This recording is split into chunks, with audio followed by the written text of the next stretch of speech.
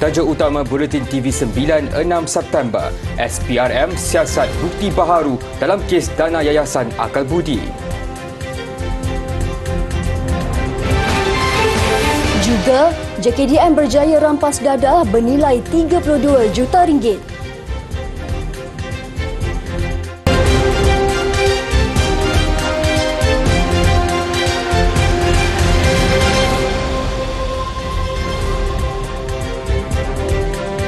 Assalamualaikum dan salam sejahtera.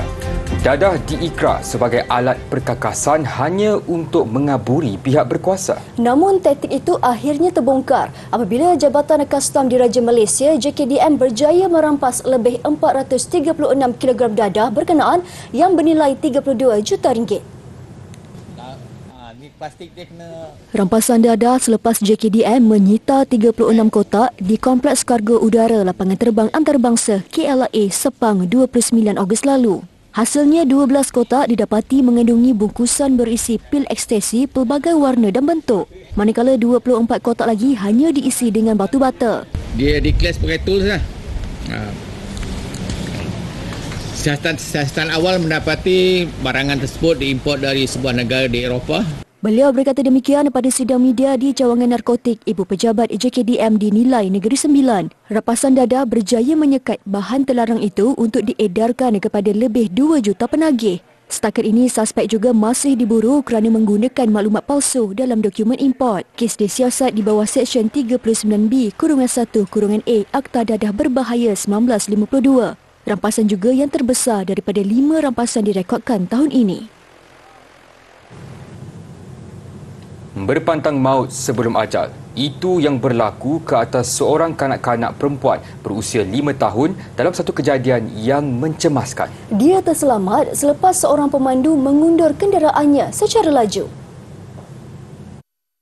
Situasi mendebarkan itu berlaku di sebuah premis di Bandar Pucang Alam petang semalam. Ia turut dirakam oleh kamera litar tertutup CCTV. Dalam rakaman itu menunjukkan kanak-kanak berkenaan berada di hadapan premis. Selang beberapa saat, sebuah kereta jenis Hyundai Elantra mengundur laju menghentam pintu hadapan premis dan melanggar mangsa. Timbalan Ketua Polis Daerah Kuala Selangor, Deputi Superintendent Muhammad Ambian Nordin mengesahkan kejadian tular itu. Beliau berkata pemandu itu mahu mengundur untuk memasuki petak parkir dan dipercayai tertekan pedal minyak secara mendadak sehingga menyebabkan kereta mengundur dalam keadaan laju. Kanak-kanak yang dilanggar itu mengalami cedera ringan dan menerima rawatan di Hospital Universiti Teknologi Mara UiTM Puncak Alam. Mangsa telah dibenarkan pulang ke rumah jam 8.30 pagi tadi. Satu kertas siasatan berhubung kejadian itu dibuka dan disiasat mengikut Seksyen 43-1 Akta Pengangkutan Jalan APJ 1987.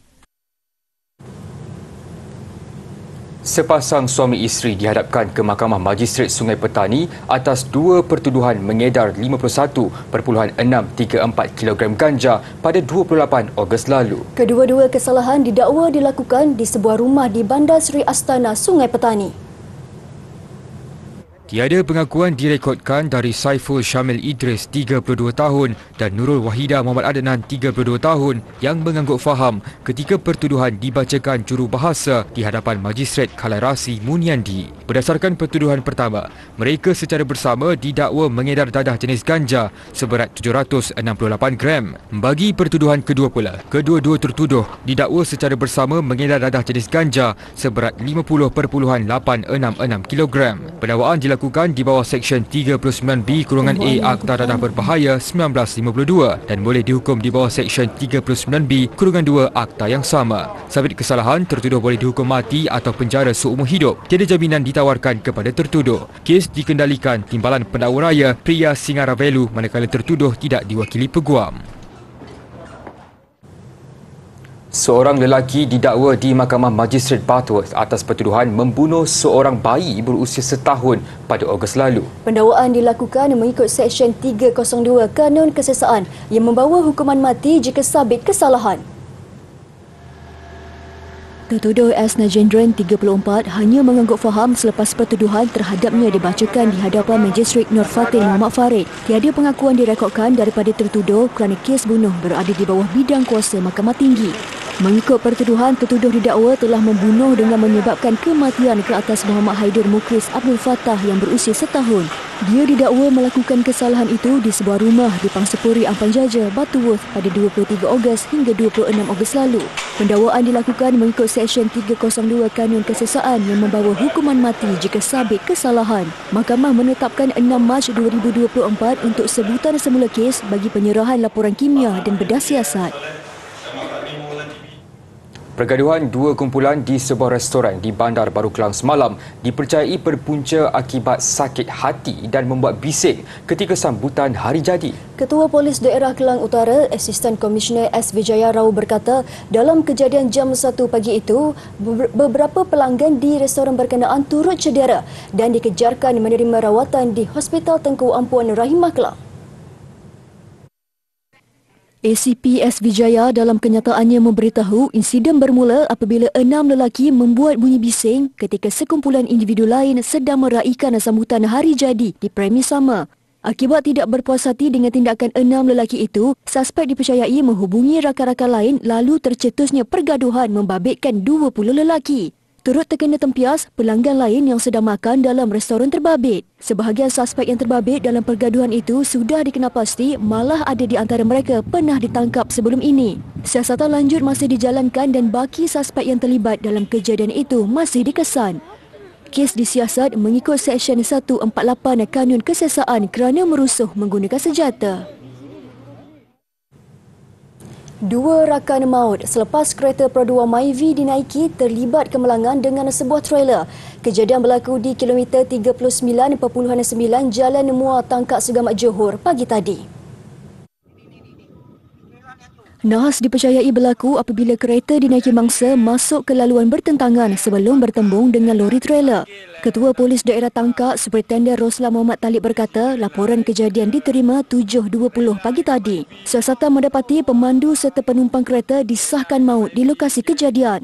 Mangsa juga cedera parah di muka dan kepala manakala pemandu lori trailer tidak mengalami sebarang kecederaan. Kedua-dua mangsa yang juga pelajar berusia 24 dan 25 tahun tinggal masing-masing di Kampung Paya Merah dan Kampung Wawasan Labis. Mayat mangsa dihantar ke unit forensik Hospital Tangkak untuk dibedah siasat. Siasatan kes mengikut Seksyen 41-1 Akta Pengangkutan Jalan 1987. Gara-gara menceroboh rumah jiran, seorang tukang kayu didenda RM1,300 oleh Mahkamah Magistrate Kuala Terengganu. Tertuduh Muhammad Sukri Muhammad Adam, 47 tahun, dikenakan hukuman itu selepas mengaku bersalah atas pertuduhan terhadapnya yang dibacakan di hadapan Magistrate Nur Mazrini Mahmud. Mengikut pertuduhan, tertuduh didapati melakukan pencerobohan jenayah kerana berada di bawah rumah pengadu dengan niat mengendap isteri jiran pengadu. Tertuduh ditangkap oleh 2 orang adik pengadu yang menyedari kehadiran tertuduh di bawah rumah mereka dalam keadaan mencurigakan sebelum menghubungi pihak polis. Perbuatan dilakukan 30 Ogos lalu jam 10.30 malam di Kampung Gelugur Haji Tahir di Kuala Terengganu. Tertuduh didakwa mengikut Seksyen 447 Kanun Keseksaan. Sabit kesalahan boleh dipenjara 6 bulan atau denda sehingga RM3,000 atau kedua-duanya sekali. Selepas video lagak samsingnya tular, seorang penganggur mengaku bersalah menunggang motosikal dengan gopoh dan menyebabkan kecederaan ke atas seorang warga emas minggu lalu. Tertuduh Irwan Shah Rizal, 35 tahun, dijatuhi hukuman penjara 6 bulan oleh Mahkamah Magistrate Kajang dengan hukuman bagi 2 kesalahan itu berjalan berasingan bermula tarikh ditangkap Ahad lalu. Magistrate Nik Siti Nur Azrini Nik Muhammad Faiz memutuskan penjara 2 bulan bagi kesalahan menunggang motosikal dengan gopoh, manakala bagi kesalahan mencederakan, tertuduh dipenjara 4 bulan. Berdasarkan pertuduhan, Irwan Shah didakwa dengan sengaja menyebabkan kecederaan ke atas seorang warga emas berusia 71 tahun di Jalan Ceras Perdana, Hulu Langat, jam 11.25 pagi awal bulan lalu. Tertuduh turut didakwa menunggang motosikal dengan gopoh sehingga membahayakan nyawa mangsa pada tempat, masa dan tarikh sama. Rakaman aksinya itu tular yang memaparkan tindakannya memukul seorang penunggang motosikal warga emas selepas kenderaan mereka bertembung di sebuah simpang 4.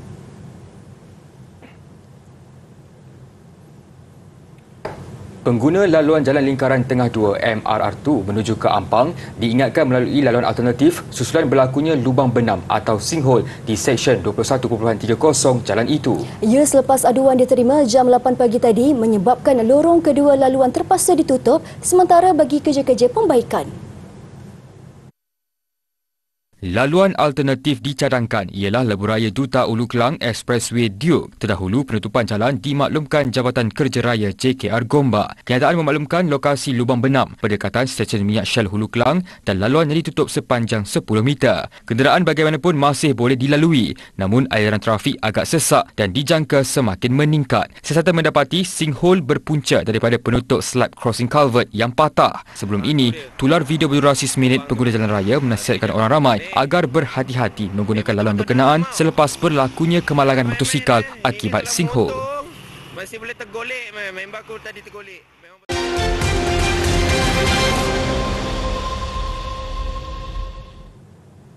Bertemu kembali. Kes dana Yayasan Akal Budi.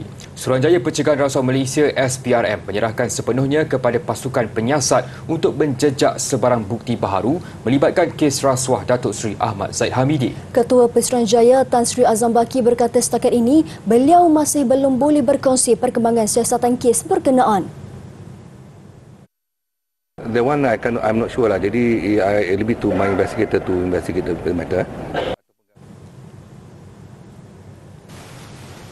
Isnin lalu, Mahkamah Tinggi memutuskan untuk melepas tanpa membebaskan Timbalan Perdana Menteri Datuk Seri Ahmad Zahid Hamidi daripada semua 47 pertuduhan. Pertuduhan melibatkan kes pecah amanah, rasuah dan pengubahan wang haram membabitkan dana Yayasan Akal Budi.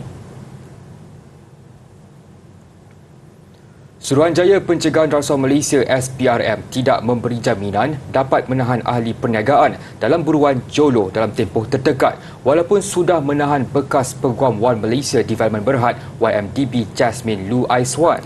Jelas Ketua Pesuruhanjayanya Tan Sri Azam Baki, beberapa faktor perlu diambil kira termasuk hasil siasatan semasa soal siasat dilakukan terhadap Jasmine. Setakat ini, siasatan terhadap individu didakwa Sekutu Rapat Jolo tertumpu kepada jenayah rasuah dan aktiviti pengubahan wang haram. Dia ni dalam siasatan kita juga. So we are questioning her on other parts involving corruption and also money laundering. So you confident that you are closer to Jolo now that you have Jasmine Lu? I'm not sure because I think you ask my opinion. Not yet. Still far.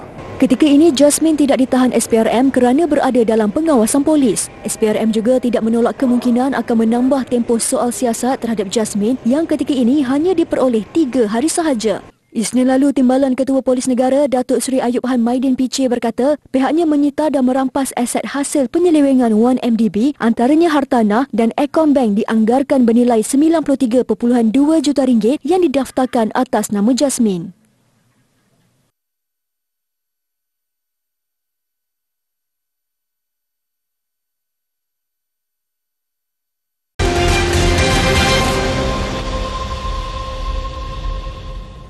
Kembali bersuap. Penganjuran konsert hiburan dalam kampus universiti bukan satu perkara baharu. Oleh itu, garis panduan penganjurannya wajar ditetapkan agar ia tidak melampaui batas dan mencemari nama baik gedung ilmu itu. Bukan untuk mencari keseronokan semata-mata, bahkan meraihkan keterbukaan apresiasi seni budaya di kalangan mahasiswa di negara ini. Perinciannya dalam segmen Turun Padang yang saya sediakan. Berhibur untuk menenangkan dan mendidik jiwa itu tidak salah, apatah lagi tujuannya ke arah lebih produktif. Namun, untuk lebih telus memilih acara hiburan yang tidak melebihi batas, saranan Kementerian Pendidikan Tinggi KPT menuntut Majlis Perwakilan Pelajar atau Kesatuan Mahasiswa terbabit sama merangka garis panduan aktiviti hiburan dan konsert di Institusi Pendidikan Tinggi IPT adalah satu langkah tepat. Ini kerana, sebagai pemegang taruh utama, mereka adalah yang paling dekat dan memahami keperluan serta kehendak penuntut. Kita sebagai sebuah kesatuan mahasiswa, kita perlu adanya mahasiswa di dalam sesi perbincangan. Sekurang-kurangnya mahasiswa mampu untuk membawa suara mahasiswa dan membuat keputusan melibatkan mahasiswa itu sendiri. Sebab kita tak nak sebelum ini apa-apa keputusan yang dikeluarkan oleh KPT tidak membawa suara mahasiswa dahulu. Ditanya, adakah pengenalan kepada garis panduan berkenaan akan membudayakan pemikiran liberal atau konservatif berbanding kemaslahatan mahasiswa, ini reaksi dikongsikan. Kalau contoh kita terlalu mandang perkara ini macam ni konservatif dan kiranya macam mengekang dan sebagainya, sampai bila pun kita tak dapat buat ataupun tak dapat menjalankan aktiviti hiburan ni. Jadi dengan ada kiranya garis panduan ni, kita cuba untuk pandang daripada sudut yang positif, iaitu bila kita fikir balik, garis panduan ni ada, jadi maka dengan itu aktiviti hiburan tu boleh dijalankan. So maksudnya bukanlah kiranya macam kiranya terus halangkan kepada mahasiswa untuk menjalankan aktiviti hiburan. Menyatakan ini bukan sebuah soal ideologi, sama ada ianya bersifat konservatif, liberal dan sebagainya. Tetapi ini adalah salah satu perkara yang kita perlu mengambil kira tentang pengunjung yang akan datang ke program yang kita anjurkan.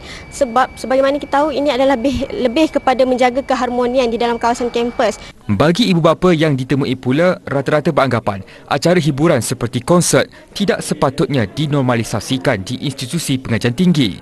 Jadi kalau universiti anjurkan, tak salah. Boleh dibuat, tapi tak wajar lah. Tak wajar maknanya tak semestinya. Bagi saya tidak digalakkan. Sebab bila ada konsert ni, pergaulan sosial tu akan bertambah teruk. Kebebasan ruang menyatakan pandangan yang diberikan mesti didukung bersama tanggungjawab. Bebas bukan bermaksud tiada batu sempadan yang menjadi asas teguran dan bimbingan. Ingat, Menara Gading gedung ilmu, integritinya harus terjaga. Laporan Faiz Arif. Jabatan Imigresen menafikan mengeluarkan kelulusan khas bagi pemohon program rekalibrasi tenaga kerja RTK 2.0 yang menjadi parti di negara ini selepas tarikh 31 Disember 2022. Ia sekaligus menepis dakwaan dibuat seperti rakaman suara melalui mesej di aplikasi WhatsApp yang tular.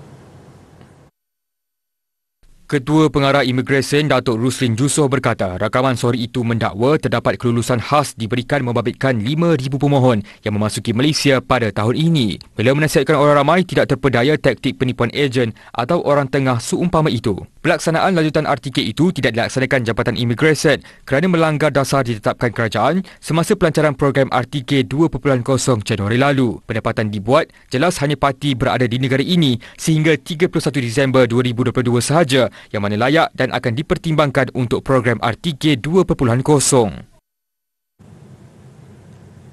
Datuk Ahmad Teriruddin Muhammad Saleh yakin akan melaksanakan amanah dipikul sebaik mungkin apabila mula melangkah ke pejabatnya selaku Peguam Negara. Ikrar itu dilafazkan sebaik tiba ke pejabatnya jam 8.15 pagi tadi. Saya sebagai Peguam Negara akan sebenarnya masuk ke kerajaan Malaysia kerana mati saya Peguam Negara dan insyaAllah saya akan tunaikan amanah yang tanggungjawab diberikan sebaik itu. Terdahulu beliau melakukan daftar masuk kehadiran menerusi sistem dalam talian di pejabatnya di Putrajaya. Kehadirannya disambut Peguam Cara Negara II, Datuk Almalina Sharmila Johan serta Ketua-Ketua Bahagian Jabatan Peguam Negara AGC. Dalam pada itu, beliau menzahirkan penghargaan kepada kerajaan dan menjunjung kasih atas limpah perkenan yang di-Pertuan Agong Al-Sultan Abdullah Rayatuddin Al-Mustafa Billah Shah di atas pelantikannya. Datuk Ahmad Teriruddin menggantikan Tan Sri Idrus Harun yang tamat tempoh lantikan secara kontrak semalam. Berusia 55 tahun, beliau pernah dilantik sebagai Ketua Pendaftar Mahkamah Persekutuan selain selaku Peguam Cara Negara. Rezeki tidak disangka buat Qori Muhammad Qayyim Nizar Sarimi, juara Majlis Tilawah dan Menghafaz Al-Quran peringkat antarabangsa MTHQA ke-63 bakal menerima sebuah banglo dari Kerajaan Negeri Kelantan. Pemberian besar itu sebagai tanda penghargaan kepadanya yang mengharumkan nama Kelantan. Kediaman berkenaan yang bernilai lebih RM420,000 itu akan dibina oleh anak syarikat Kerajaan Negeri Kelantan yang terletak di Tanah Merah dan dijangka diserahkan dalam masa terdekat. Kita insya-Allah kita sebagai penghargaan kepada Qori daripada Kelantan, adik Qayyim Nizar Sarimi yang telah menjuarai tilawah Al-Quran peringkat antarabangsa sebagai Johan. Jadi kita sebagai penghargaan kepada beliau, kita akan menghadiahkan sebuah banglo.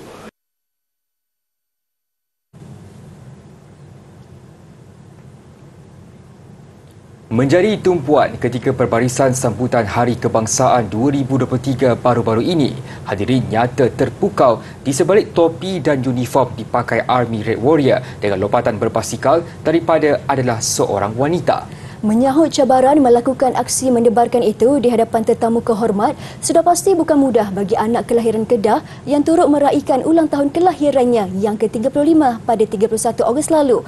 Kisah Sarjan Saidatul Husna Kamarudin itu kami paparkan dalam potret inspirasi. Siapa yang tidak puas dan bangga apabila mendapat tepukan gemuruh dan penghormatan daripada hadirin? Itulah yang dirasai Sarjan Saidatul Husna Kamarudin selepas menjayakan lompatan merentasi 66 motosikal Royal Enfield pada sambutan Hari Kebangsaan 2023 di Putrajaya minggu lalu. Tambahan pula lompatan pertama kali di hadapan Yang di-Pertuan Agong Al-Sultan Abdullah Riayatuddin Al-Mustafa Bilal Shah dan Raja Pemaisuri Agong Tunku Azizah Aminah Maimunah Iskandariah itu disempurnakan pada hari penuh bermakna iaitu sejarah pembentukan negara serta hari lahirnya. Pada mulanya saya tak jangkakan saya akan dalam tim ni lah. Sebab first kali kan waktu pemilihan tu kan saya sekadar latihan pada motor biasa je. Tapi dalam pada yang sama waktu tu dia orang tengah buat pemilihan untuk cari stand untuk wanita kan. Sebab sebelum-sebelum ni memang ada stand untuk wanita lah. Jadi yang sini-sini lepas banyak yang dah pencen, jadi pelapis tak ada. Jadi waktu tu lah saya pun training. Menceritakan mengenai cabaran dihadapinya sepanjang melakukan aksi ekstrim itu, anggota Tentera Kor Polis Tentera Diraja itu berkata dirinya hampir putus harapan akibat kecederaan dihadapinya ketika menjalani sesi latihan. Bagaimanapun berkat sokongan dari keluarga dan rakan-rakan, beliau nekat untuk bangkit semula dan berazam mencipta lebih banyak kejayaan. Malah pada detik itulah dia turut berkongsi bahawa restu keluarga memainkan peranan cukup penting walaupun pada awal pelibatannya bersama tentera dilakukan tanpa pengetahuan keluarga. Saya cuba je masuk. Tapi bila saya dah dapat masuk tu, saya dah rekrut sebulan ke 2 bulan baru bapak saya tahu. Rahsia. Tapi macam mana respon ayah? Dia okey je. Kepada anak muda yang berminat untuk mengikuti jejaknya, ini pesanan yang diberikan. Pada anak-anak muda di luar sana yang mana berminat nak masuk tentera tu, boleh apply, boleh cuba. Sebab kerjaya dalam tentera ni bukan dia meluas. Bila kita dah masuk baru kita akan nampak dia punya apa? Orang cakap cabang dia tu banyak, luas. Dan kita boleh pilih apa yang kita minat. Sarjan Husna pernah mencipta rekod dalam Malaysia Book of Records iaitu paling ramai orang menunggang sebuah motosikal dan lompatan motosikal terpanjang kategori wanita. Tim akrobatik Army Red Warrior angkatan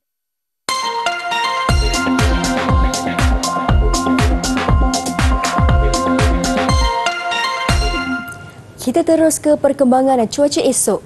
Rata-rata kawasan di utara dan pantai timur semenanjung tanah air diramalkan cerah, disusuli ribut petir pada sebelah petang dan malam. Kita mulakan dengan negeri Cik Siti Wang Kembang. Cuaca bermula cerah pada waktu pagi, disusuli ribut petir di 1-2 tempat pada sebelah petang dan malamnya. Di zon utara pula, cuaca diramal cerah dan tiada hujan melanda Pulau Pinang untuk sepanjang hari. Suhu tertinggi 33 darjah, manakala suhu terendah dijangka 26 darjah Celsius. Seterusnya di selatan tanah air, penduduk di kawasan pantai alami ribut petir pada sebelah pagi, disusuli ribut petir menyambar 1-2 tempat di kawasan pedalaman pada sebelah petang. Namun tiada hujan diramal pada malamnya. Sementara itu di Selangor, ribut petir diramal menepa 1-2 tempat pada waktu pagi dan petang, manakala tiada hujan diramal pada sebelah malam. Selesai di Semenanjung, kita berlayar pula ke Bumi Kenyalang. Cuaca diramal cerah dan tiada hujan pada waktu pagi, disusuli ribut petir dan hujan di 1-2 tempat, melibatkan kawasan pedalaman pada sebelah petang dan malam. Seterusnya, negeri di bawah bayu, penduduk di Bumi Sabah dijangka alami ribut petir sepanjang hari. Jadi, pastikan anda sentiasa peka dengan perubahan cuaca. Ingat pesan orang lama, sediakan payung sebelum hujan. Sampai di sini perkembangan cuaca, kekal setia bersama kami. Menarik dalam segmen sukan sebentar lagi. Rekod Serena Williams sejak 2001 berjaya dipecahkan.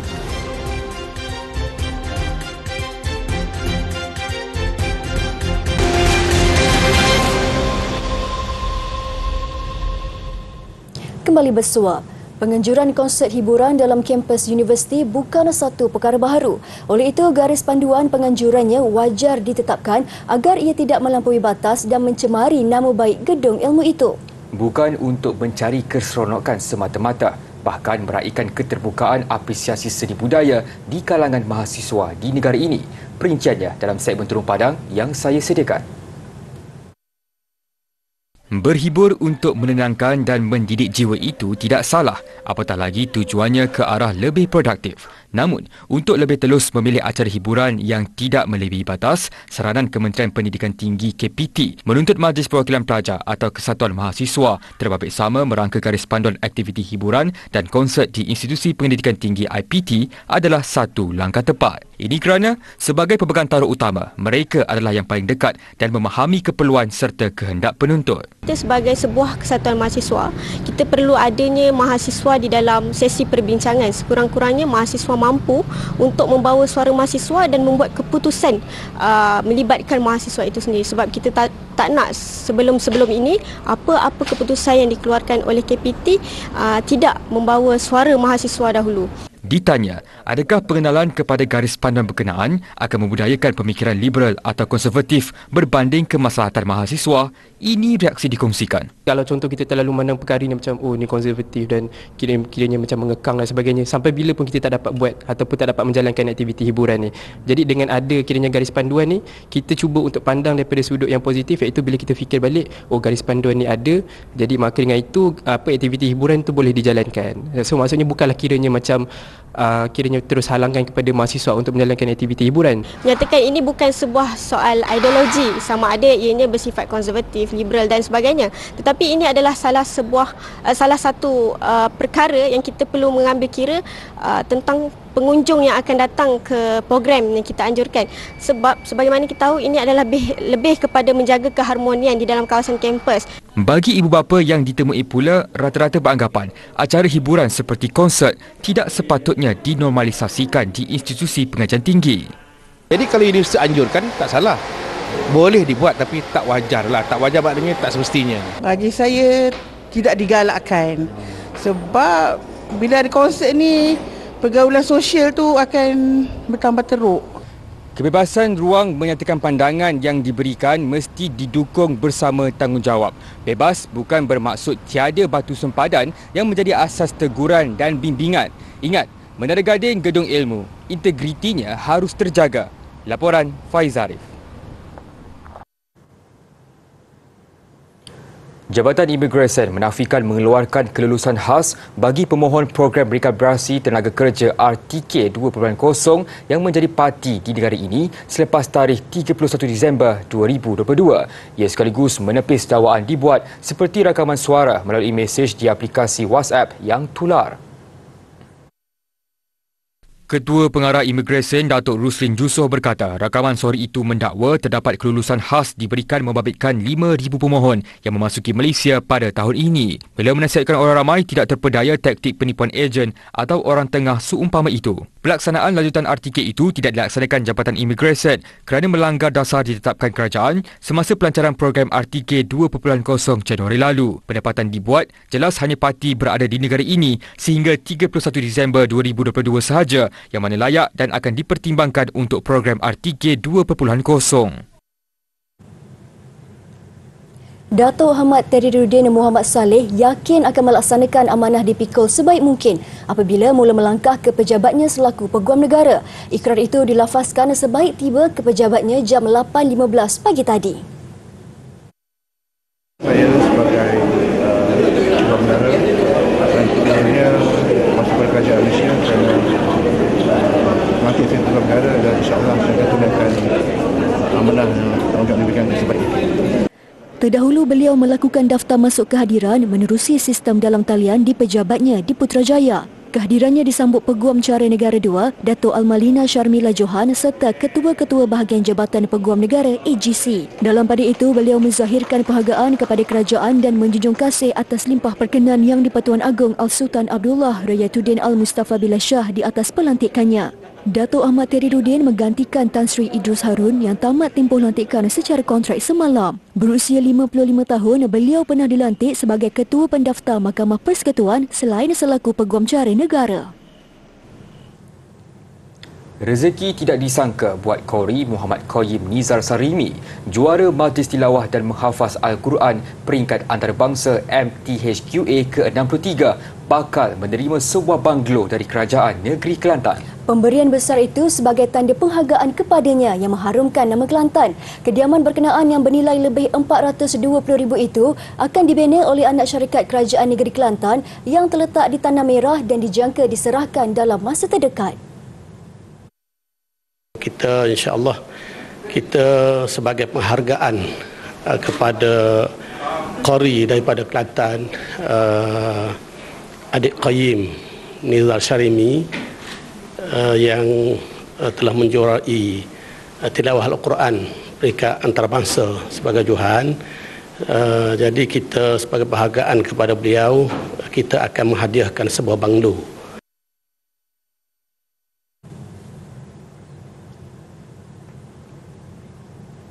Menjadi tumpuan ketika perbarisan sambutan Hari Kebangsaan 2023 baru-baru ini, hadirin nyata terpukau di sebalik topi dan uniform dipakai Army Red Warrior dengan lompatan berbasikal daripada adalah seorang wanita. Menyahut cabaran melakukan aksi mendebarkan itu di hadapan tetamu kehormat, sudah pasti bukan mudah bagi anak kelahiran Kedah yang turut meraihkan ulang tahun kelahirannya yang ke-35 pada 31 Ogos lalu. Kisah Sarjan Saidatul Husna Kamarudin itu kami paparkan dalam potret inspirasi. Siapa yang tidak puas dan bangga apabila mendapat tepukan gemuruh dan penghormatan daripada hadirin? Itulah yang dirasai Sarjan Saidatul Husna Kamarudin selepas menjayakan lompatan merentasi 66 motosikal Royal Enfield pada sambutan Hari Kebangsaan 2023 di Putrajaya minggu lalu. Tambahan pula lompatan pertama kali di hadapan Yang di-Pertuan Agong Al-Sultan Abdullah Riayatuddin Al-Mustafa Bilal Shah dan Raja Pemaisuri Agong Tunku Azizah Aminah Maimunah Iskandariah itu disempurnakan pada hari penuh bermakna iaitu sejarah pembentukan negara serta hari lahirnya. Pada mulanya saya tak jangkakan saya akan dalam tim ni lah. Sebab sebab first kali kan waktu pemilihan tu kan saya sekadar latihan pada motor biasa je. Tapi dalam pada yang sama waktu tu dia orang tengah buat pemilihan untuk cari stand untuk wanita kan. Sebab sebelum-sebelum ni memang ada stand untuk wanita lah. Jadi yang sini-sini lepas banyak yang dah pencen, jadi pelapis tak ada. Jadi waktu tu lah saya pun training.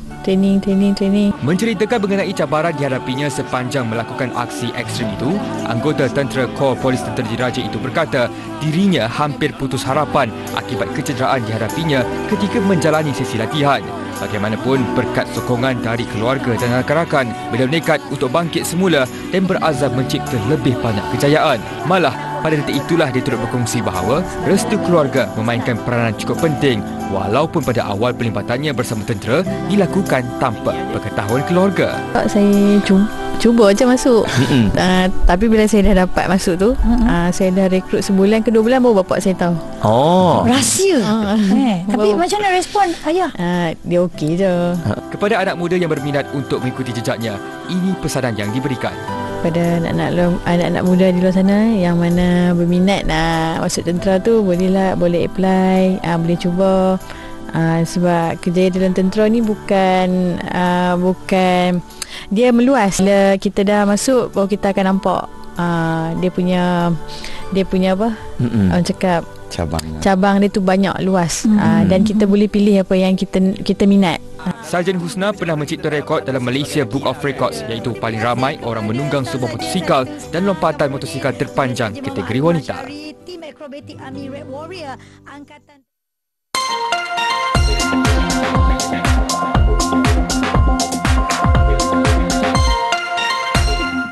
Kita terus ke perkembangan cuaca esok. Rata-rata kawasan di utara dan pantai timur semenanjung tanah air diramalkan cerah, disusuli ribut petir pada sebelah petang dan malam. Kita mulakan dengan negeri Cik Siti Wang Kembang. Cuaca bermula cerah pada waktu pagi, disusuli ribut petir di 1-2 tempat pada sebelah petang dan malamnya. Di zon utara pula, cuaca diramal cerah dan tiada hujan melanda Pulau Pinang untuk sepanjang hari. Suhu tertinggi 33 darjah, manakala suhu terendah dijangka 26 darjah Celsius. Seterusnya di selatan tanah air, penduduk di kawasan pantai alami ribut petir pada sebelah pagi, disusuli ribut petir menyambar 1-2 tempat di kawasan pedalaman pada sebelah petang. Namun tiada hujan diramal pada malamnya. Sementara itu di Selangor, ribut petir diramal menepa 1-2 tempat pada waktu pagi dan petang, manakala tiada hujan diramal pada sebelah malam.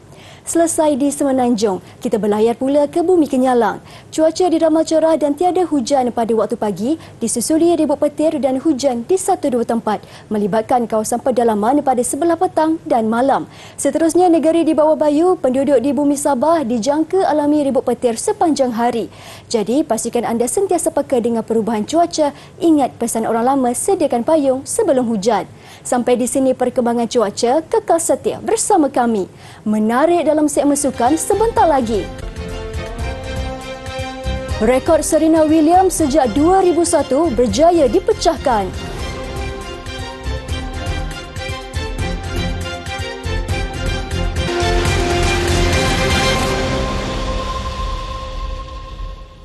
Laporan antarabangsa. Sekurang-kurangnya 22 maut akibat ribut tropika yang menyebabkan banjir di selatan Brazil.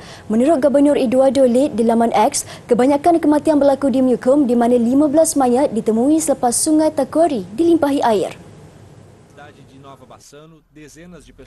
Puluhan rumah mengalami kerosakan bumbung akibat hujan batu dan ratusan orang tidak dapat dihubungi di Rio Grande do Sul. Luana Dalus adalah antara ratusan rakyat Brazil telah mengemas barang-barang mereka berusaha untuk menyelamatkan diri. Dalus ialah penduduk bandar Passo Fundo di negeri selatan Rio Grande do Sul.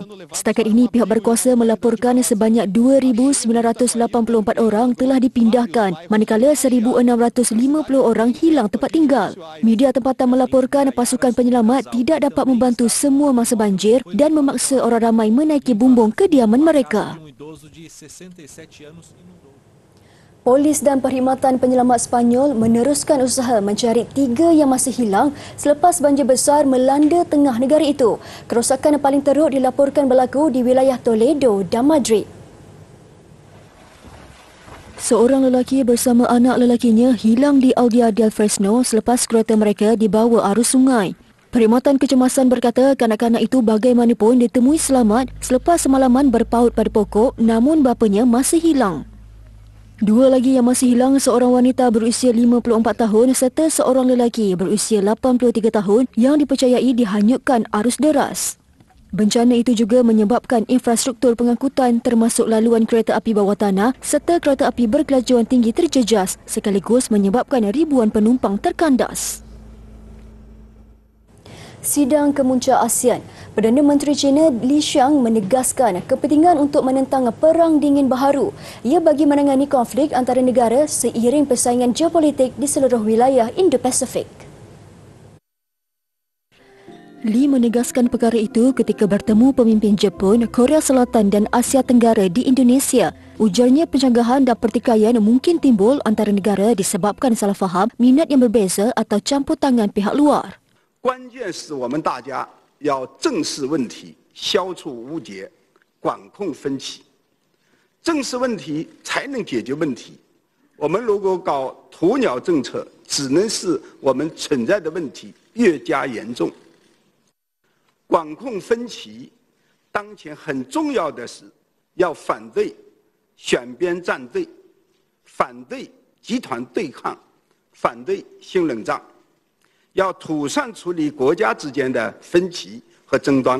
Li berkata demikian ketika pertemuan bersama para pemimpin dan pegawai tertinggi termasuk Timbalan Presiden Amerika Syarikat Kamala Harris. Ia termasuk peta yang dikeluarkan Beijing baru-baru ini yang menuntut sebahagian besar Laut Cina Selatan pertikaian antara China dan Jepun terhadap keputusan Jepun melepaskan air sisa dari loji nuklear Fukushima serta pelancaran peluru berpandu balistik Korea Utara. Rusia melancarkan peluru berpandu di Kiev. Bagaimanapun, pentadbiran tentera ibu negara itu berkata sistem pertahanan udara Ukraine menembak jatuh kesemuanya. Saksi berkata dia terdengar beberapa letupan serta amaran serangan udara dikeluarkan di seluruh Ukraine sebelum dibatalkan kira-kira sejam kemudian. Tiada kerosakan serta kemalangan jiwa dilaporkan. Bekas Ketua Kumpulan Proud Boys berhaluan kanan Enrique Tarrio dijatuhi hukuman penjara selama 22 tahun selepas didapati bersalah terlibat serangan ke atas bangunan Capitol pada 6 Januari 2021. Terdahulu sekurang-kurangnya 630 daripada 1,100 tahanan mengaku bersalah. 5 termasuk seorang pegawai polis maut dan lebih 140 pegawai polis cedera akibat rusuhan itu. Ribut di Bandar Istanbul, Turkiye yang turut mencetuskan hujan lebat menenggelamkan beberapa jalan di kota itu. Banjir mencecah paras pinggang itu turut mengerah anggota daripada Presidensi Pengurusan Bencana dan Kecemasan Kementerian Dalam Negeri AFAD untuk menyelamatkan 12 orang yang terkandas. Menurut pegawai tempatan, kejadian itu bagaimanapun turut mengorbankan sekurang-kurangnya 2 orang. Arus deras dalam banjir yang melanda Pulau Skiathos, Greece memusnahkan loji serta beberapa kenderaan. Ribut Daniel yang melanda barat dan tengah negara itu sejak Isnin turut membanjiri kawasan perumahan, premis perniagaan dan jalan raya selain mengorbankan 1 nyawa.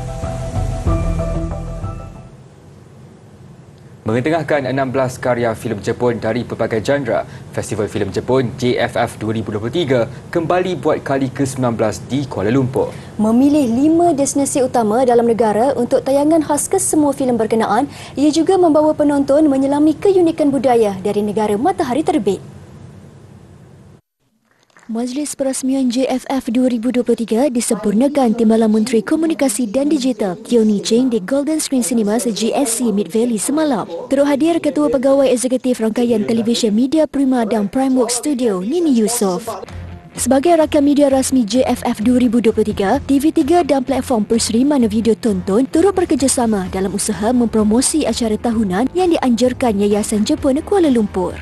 Through screening films, we'd like to introduce various Japanese aspects, and audiences will know about the Japanese more. And maybe someday we will do the screening more for the commercial basis screening. Turut hadir pengarah filem Small Slow But Steady, Sho Miyaki yang mengambil inspirasi filem Talent Time arahan Allahyarham Yasmin Ahmad. 今回上映する稽古目を澄ませては主人公は耳の聞こえない生まれつき耳の聞こえないボクサー稽古が主人公です。彼女は困難を乗り越えてプロボクサーライセンスを取ってボクシングを始めたプロボクサーとしての道を歩み始めたんですが Antara filem lain yang disenaraikan untuk festival kali ini adalah A Man, Shylock's Children dan The Zen Diary. Filem berkenaan bakal ditayangkan di JSC terpilih sekitar Lembah Kelang, Johor Bahru Johor, Pulau Pinang, Kuching Sarawak dan Kota Kinabalu Sabah dari 7 September hingga 15 Oktober depan. Terus ikuti kami di aplikasi X, Facebook, TikTok dan YouTube Buletin TV9 bagi mengetahui perkembangan terkini. Terima kasih kerana terus kekal dalam Buletin Waktu Perdana Terawal. Menutup tirai Buletin TV9, kami bawakan tarikan terpharu Disneyland di Shanghai, China. Saya Faiz Arif. Dan saya Syamira Nazir. Bertemu lagi esok jam 7 malam. Assalamualaikum dan salam hormat.